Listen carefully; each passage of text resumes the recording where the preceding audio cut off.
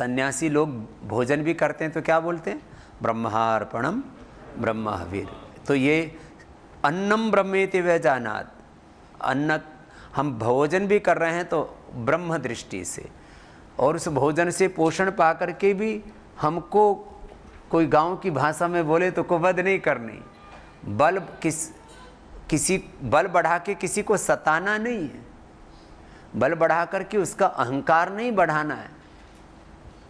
हम उत्साह देने के लिए बोलते रहते हैं अच्छे बनो, ऐसे करो वैसे करो, लेकिन अंतर मन में ये दृष्टि हमेशा गहरे में रहती है कि हमारा जीवन कोई प्रदर्शन के लिए नहीं है। ऐसे मुझे कोई देखे, मुझसे प्रभावित हो, मैं इम्प्रेस कर सकूं, मेरे बाल ऐसे हो, मेरा चेहरा ऐसा हो, मेरा शरीर ऐसा हो। अरे सब कुछ ठीक रखो, सलीके से जियो, लेकिन वो एक लोक मर्यादा है। लेकिन अंतर मन में दृष्टि यही है कि मैं खा रहा हूँ तो भगवान के लिए ही, जिससे मैं उसको भोजन करके प्रसाद पा करके मैं भगवान की सेवा करूँ। मैं सो रहा हूँ तो भी भगवान की सेवा करने में और समर्थ हो पाऊँगा, नहीं तो शरीर रूपी यंत्र चलेगा नहीं। मैं पढ़ रहा हूँ, पढ़ा रहा हूँ, जो भक्ति कर रहा हूँ, कर्म कर रहा हूँ, कुछ भी कर रहा हूँ, सब भगवान भगवत अर्पण, ब्रह्मार्पणम ब्रह्महविर। और यत् करोसि यदस्नासि यज्जुहोसि ददासि यत् तपस्यसि तत्कुरुष्व मदर्पणम। ऐसे कुछ भी बोलो, ब्रह्मार्पणम बोलो, यत् करोसि बोलो, प्रातः प्रभृति सायं अंतः यत् करोमि जगन्माता तत्सर्वं तव पूजनम् यतः प्रवृत्तिर्भूतानां येन सर्वम् इदं ततं स्वकर्मणा तमभ्यर्च्य सिद्धिं यो मां पश्यति सर्वत्र सर्वं च मयि पश्यति। ऐसी भाव दृष्टि भाव के स्तर पर ही आ जाएगा, तो भाव ही जब गहरा हो गया तो क्या हो गया? स्वभाव हो जाएगा।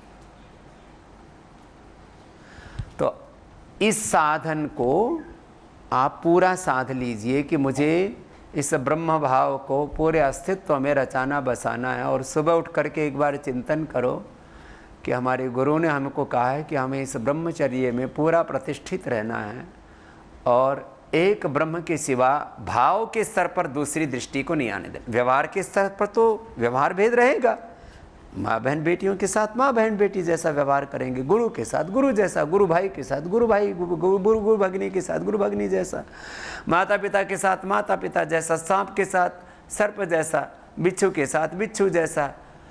और अब दूसरी भी बात आ गई। देखो, एक तो ये दृष्टि है कि सारी सृष्टि में एक ही ब्रह्म तत्व है। आध्यात्मिक अनुभूतियों में ये बात जो केवल तर्क के आधार पर सारी बातों का निर्णय करना चाहते हैं और सारे सत्यों को देखना जानना चाहते हैं, उनके लिए तो ये बात व्यर्थ है, उनके काम की नहीं है।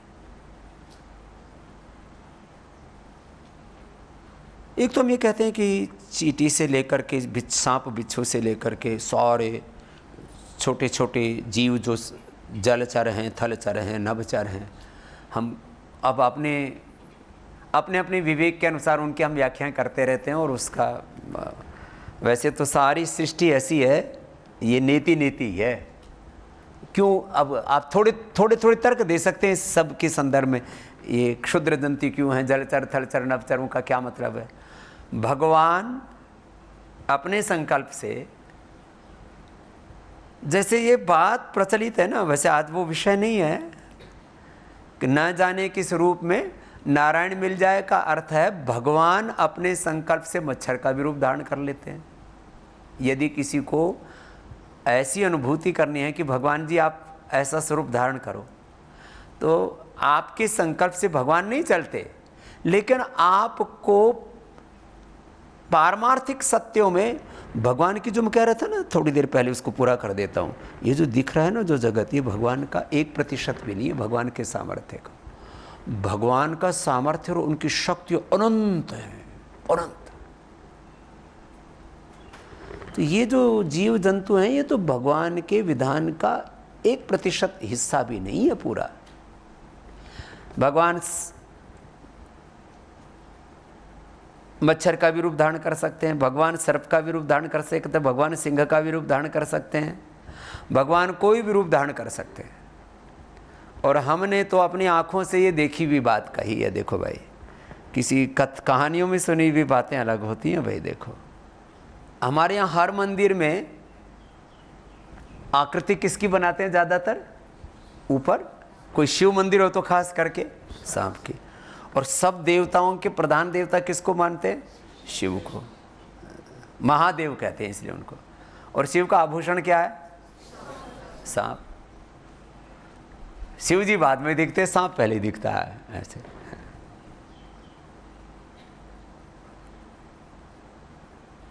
तो हमने तो सांप सर्प रूप में भी भगवान के संकल्प से, अब देखो, अब ये विज्ञान का तो सिद्धांत ये है कि भाई देखो ये स्थूल पदार्थ है। अब कोई कहे कि मैं इसको फूंक मारूं और ये उड़ जाए, अर्थात अस्तित्व खत्म हो जाए। पदार्थ एनर्जी में ऐसे एक क्षण में रूपांतरित नहीं हो सकता।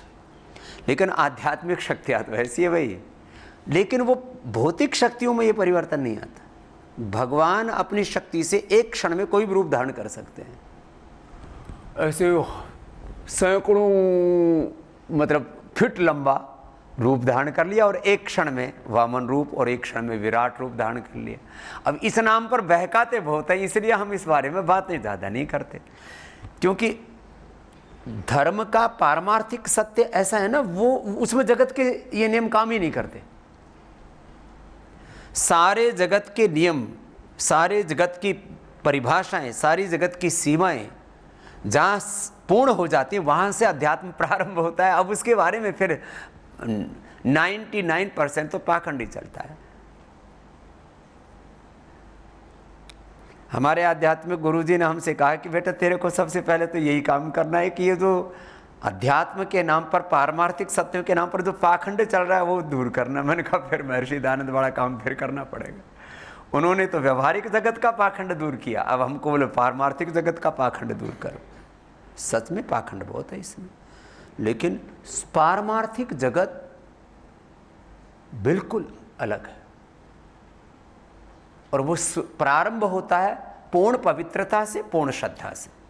पूर्ण शब्द इसलिए मैंने प्रारंभ में बोला, पूर्ण ज्ञान से, पूर्ण भक्ति से। पूर्ण ज्ञान इसलिए कि कहीं हम अटक न जाएं, भटक न जाएं। पूर्ण भक्ति इसलिए कि उसके बिना गति ही नहीं है। और पूर्ण पुरुषार्थ इसलिए कि पुरुषार्थ की पराकाष्ठा में ही परम सत्य घटित होता है। मैंने पिछली बार क्या बोला था? जब मानवीय प्रयत्न की, पुरुषार्थ की पराकाष्ठा पूरी हो जाती है, तब अतीन्द्रिय शक्तियां, अरे अपने को जो शरीर बल, इंद्रिय बल, मनोबल, बुद्धिमल मिला, इसका तो पूरा उपयोग कर लो, तब अतीन्द्रिय ज्ञान, अतीन्द्रिय शक्तियां, अतीन्द्रिय विभूतियों की प्राप्ति होती है। बात तो एक एक, अब समझने के स्तर पर तो बहुत कुछ है। अनुभूति के स्तर पर आपको ये कह रहा था। हाँ, तो फिर अक्सर ऐसी बातें जब सुनते हैं पारमार्थिक जगत की, तो व्यवहार छूट जाता है। फिर आदमी इन्हीं में खोया रहता है, रहस्यमय जगत है। तो जिनको सूक्ष्म जगत में अनुभूतियां हो जाती हैं, यदि अनुभूति में समग्रता नहीं है और किसी सही गुरु का मार्गदर्शन नहीं है, तो फिर व्यक्ति फिर कहते हैं तो किसी काम का ही नहीं। अच्छा, तो पारमार्थिक शक्तियां उनके लिए सारी दुनिया की, वैसे ही खेल इतने खिलौने जैसे हैं, बोले खेल लो थोड़े दिन में, हिसाब किताब बराबर हो जाएगा।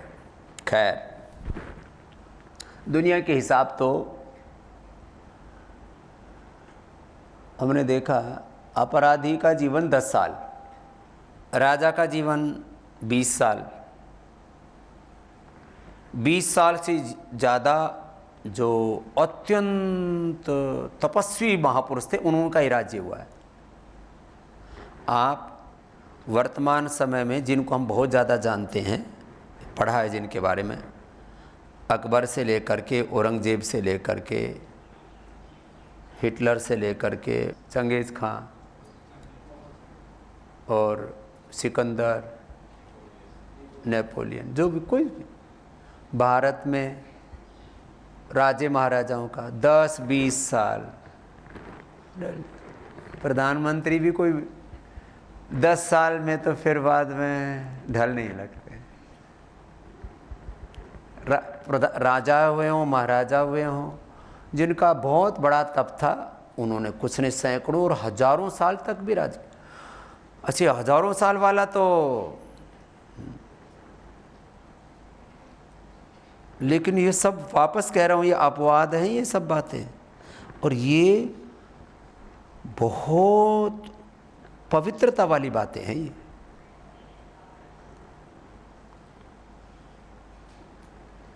व्यवहारिक जगत में ये सब व्यवहार के सत्य अलग हैं और ये पारमार्थिक सत्य अलग है।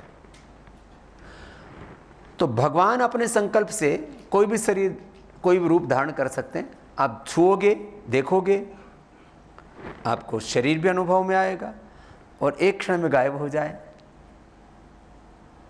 यहाँ बैठे हैं, बिना दरवाजे खुले सारी खिड़कियाँ, और ये तो थोड़े फिर भी कुछ छिद्र छिद्र हैं, सारा बंद हो, और इसमें कोई एक आपके सामने कोई 20-30 फीट का एक आकार प्रकट हो जाए और उसी इसमें पूरा हो जाए, तो कहेंगे ये कौन सा विज्ञान का सिद्धांत खत्म।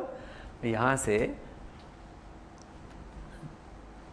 जो है कोई दरवाज़ा खुला नहीं है, ये इतना बड़ा आकार कहाँ से आ गया, और छुआ तो दिख भी रहा है और बाद में एकदम से गायब। तो आदमी को पहले तो पसीने आ जाएं। अब हमारा तो रोज़ का काम हो गया, तो हम ना तो पसीने आते, ना आश्चर्य होता, ना हंसी आती। मैंने कहा ये है क्या चक्कर।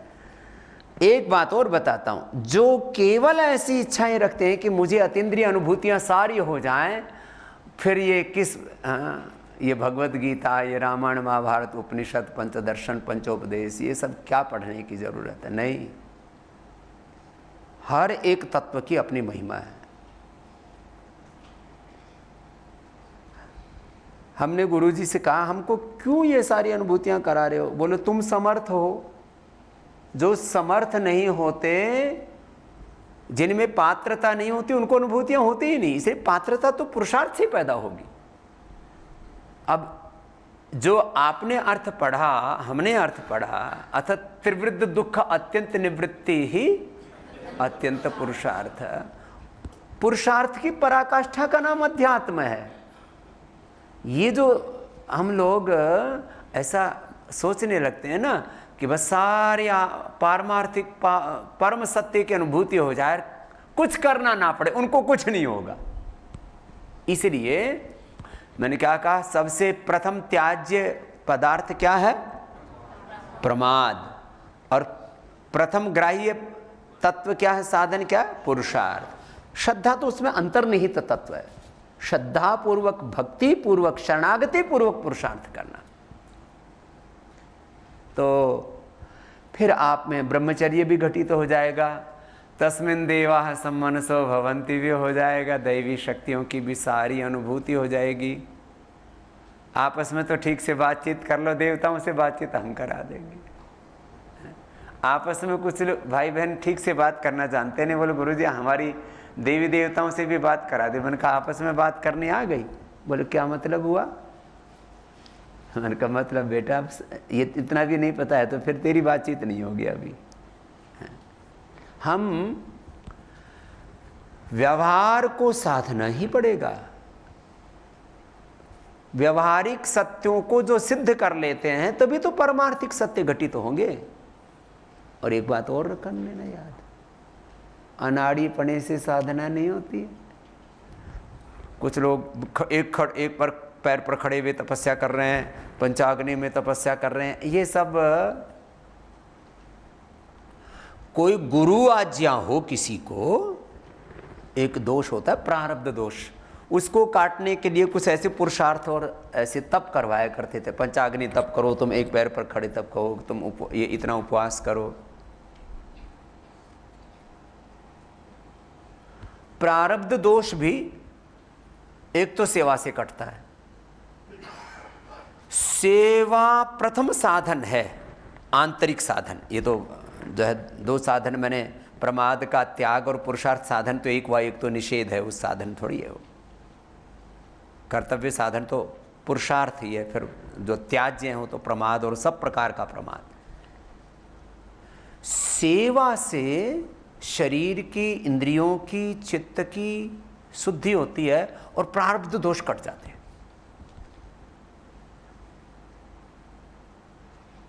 हम जन्म जन्मांतरों की यात्रा है, प्रारब्ध दोष हमारे भी बहुत प्रबल थे, तो भाई ये तो अनंत काल की अनादि काल की यात्रा है और अनंत काल तक चलने वाली है भाई। तो इसमें अपने प्रारब्ध को काटो, और उसके लिए एक ही साधन है, पुरुषार्थ की, सेवा की, शरणागति की, और वो एक ही तत्व है ये भी।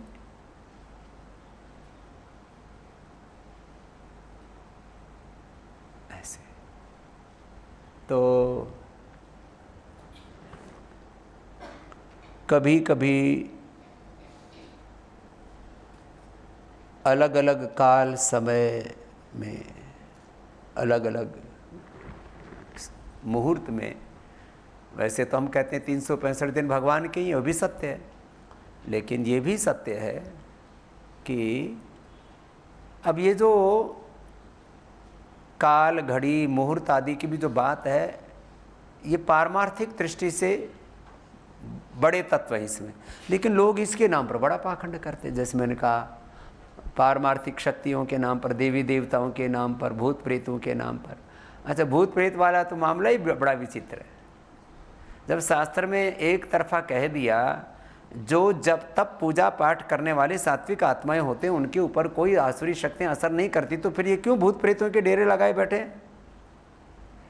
सीधा सीधा पाखंड है भाई। जब हम शास्त्र के प्रमाण ले लो और व्यवहारिक बात ले लो, ये एक तो तत्वतः एक बात ये सिद्ध है, ये सत्य है कि हम धर्म को पूरी तरह से जिए। धर्म तत्व हमारे, धर्म क्या है, धारण किया जाए वो धर्म। धर्म बोलो उसको, पुरुषार्थ बोलो, पुरुषार्थ चतुष्टयी तो धर्म है, और जिससे बचा जाए वो अधर्म है, अनीति है, पाप है, अशुभ है। धर्म तत्व को पूरा धारण कर लेते हैं, फिर अर्थ काम मोक्ष तो सिद्ध हो ही जाएगा, और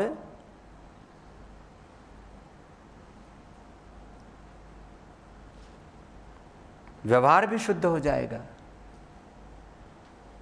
और परमार्थ भी सिद्ध हो जाएगा। व्यवहार शुद्ध होगा, परमार्थ सिद्ध होगा। तो ऐसे अपने भीतर पूर्ण विश्वास रखें, और फिर बस संशय रहित हो करके, नष्टो मोह स्मृतिर्लब्धा तत्प्रसादान मयाच्युत हो करके, स्थितोस्मि गत संदेह, ऐसा करिष्ये वचनम तव, गुरु ग्रंथ की बात मानो और मनमानी छोड़ करके एक एक तत्व को। तो आज मैं ब्रह्म तत्व की बात कर रहा था, तो जब ऐसा सिद्ध हो जाएगा तो भगवान आपसे फिर एक बहुत बड़ी सेवा के लिए आपको निमित्त बना लेते, भगवान आपका वर्ण कर लेते हैं। तस्मिन् देवा समनसो भवन्ति सदाधार स आचार्यम तपसा पिबर्ति। भगवान पहले आप भगवान का वर्ण करते हैं, अपने भीतर पात्रता पैदा करते हैं, फिर भगवान आपको चुन लेते हैं अपने विराट कार्य के लिए। तो मैं तो आप बच्चों को ऐसा देखना चाहता हूँ कि आप प्रथम पूर्ण श्रद्धा, पूर्ण भक्ति, पूर्ण पवित्रता से गुरु तत्व का, ब्रह्म तत्व का, भगवत तत्व का वर्ण करें, और फिर गुरु भगवान आपका पूरा वर्ण करके आप में पूरे अभिव्यक्त हो जाए। अंतिम बात, इसके लिए जीवन की, चित्त की, अंतःकरण की, आचरण की निर्दोषता, फिर वही बात, पात्रता कहो उसको। अभी आप में से 99% बच्चों ने बड़ी भूल नहीं की है। मैं आपको ऐसा देखना चाहता हूँ कि आपसे पहले तो कोई स्थूल भूल ना हो और फिर सूक्ष्म भूल ना हो और फिर भूल के भी भूल ना हो, ऐसे। और इसी से जुड़ी हुई एक बात हो रहा है, कई बार समझ में ना आए ना तो भी जैसा गुरु बोले हैं सब मान लेना और ऐसा कर लेना, मान के चलो। ऐसे पूज्य स्वामी सोमानंद जी महाराज कहते थे, मान के चलो, दिया हुआ खाओ। जो गुरु भगवान हमें दे देते हैं उसमें कोई चॉइस मत रखो, माने जैसे भगवान रखें, गुरु रखे, ऐसे रहो। तो फिर आप भगवान आपका वर्ण कर लेते हैं, गुरु आपका वर्ण कर लेते हैं।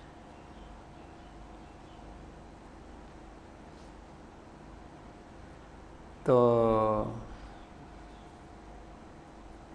बात तो इतनी सी है, बाकी तो सब क्या है, करना है। क्या है बोलो? करना है, जीना है। जीना आ जाए व्यावहारिक दृष्टि से तो फिर पारमार्थिक दृष्टि से भी जीना नहीं है, फिर वो तो उसकी फलश्रुति है। एक बात मैं आपको कहता हूँ, पता नहीं क्या संयोग बना, हमको गुरुओं का आशीर्वाद बहुत मिला है। इस समय जितने भी संसार के बड़े सन्यासी हैं और बड़े आध्यात्मिक महापुरुष हैं, हमको ऐसे सेवा करते करते उनका सहज अनुग्रह प्राप्त हुआ है। ये बहुत बड़ी बात। तो भाई आप ऐसे बनो कि बस आप में सारे सत्य धीरे धीरे धीरे धीरे घटित होते चले जाएं और अपने बस जो जीवन की निर्दोषता मिली है उसको उस पर कोई दाग मत लगने देना। एक क्षण के लिए भी अपने आप को, हमारे गुरुजी बार बार कहते थे कालवा में, सावधानी हटी दुर्घटना घटी, और दूसरा शब्द बोलते थे, बेटा अपना इतिहास खराब मत करना। ये सच में हम तो स्नातक हो गए, उसके बाद तक हमको नहीं बताते इतिहास कैसे खराब होता है। तब बाद में पता लगा वो तो जो करते हैं वो तो इतिहास पर ही जाता है। अब हमारा इतिहास में जो भी पढ़ते हैं उनको वहाँ इतिहास ही सुनाते रहते हैं। स्वामी आचार्य रामदेव थे, ब्रह्मचारी रामदेव थे, फिर आचार्य रामदेव, वो ऐसे ऐसे करते थे, ऐसे गाय की सेवा करते थे, ऐसे गुरु की सेवा करते थे, ऐसे पढ़ते थे, ऐसे पढ़ाते थे। इतिहास ही जो किया वो इतिहास ही बन जाता। अभी भी हम बोले हैं, अभी इतिहास ही बन गया है। तो कुछ तो वैसे ही इतिहास बन जाते हैं, उनको कोई याद ही नहीं करता। और बाकी हमें अच्छे इतिहास बनाने हैं कि आप सब बच्चे अपने भीतर पूर्ण निर्दोषता, और पूज्य स्वामी सोमानंद जी महाराज जी एक बात और ये भी कहा करते थे, जैसे अभी मैं कुछ बातें कह रहा था कि भाई बच्चे की तरह रहो। तो ऐसे अपनी निर्दोषता को कभी भी खंडित नहीं होने दें हम। आप तो अपना जो भी पाठ है, जो भी आपका अध्ययन अध्यापन है, जो सेवा आपको मिली हुई है, उसको गुरु भगवान की आज्ञा मान के पूरा करना। मैंने कहा कई बार समझ में भी ना आए धर्म का व्यवहारिक और पारमार्थिक, अध्यात्म का व्यवहारिक और पारमार्थिक अर्थ क्या है, तो हमको देख लेना, कुछ समझ में आ जाए तो ठीक है, और फिर भी जिसको धक्के खाने हैं तो भाई किसको कौन रोक सकता है। जिनकी सच्ची भूख होगी, जिनके भीतर सच्ची लगन होगी, अभीप्सा होगी, जिनके भीतर परम तत्व की खोज का, जन्म जन्मांतरों का जिसका प्रारब्ध होगा वो तो इस मार्ग पर डटेगा।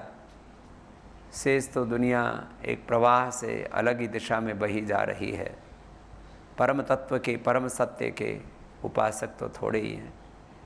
बस हम इस परम तत्व की उपासना से विचलित ना हो। भगवान हम सबको ऐसा ही सामर्थ्य दे।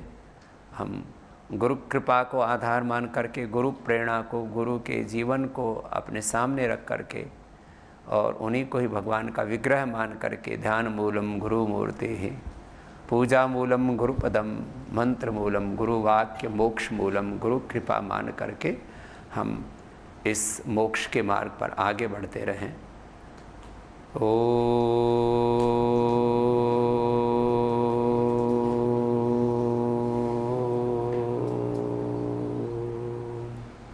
शांति शांति शांति।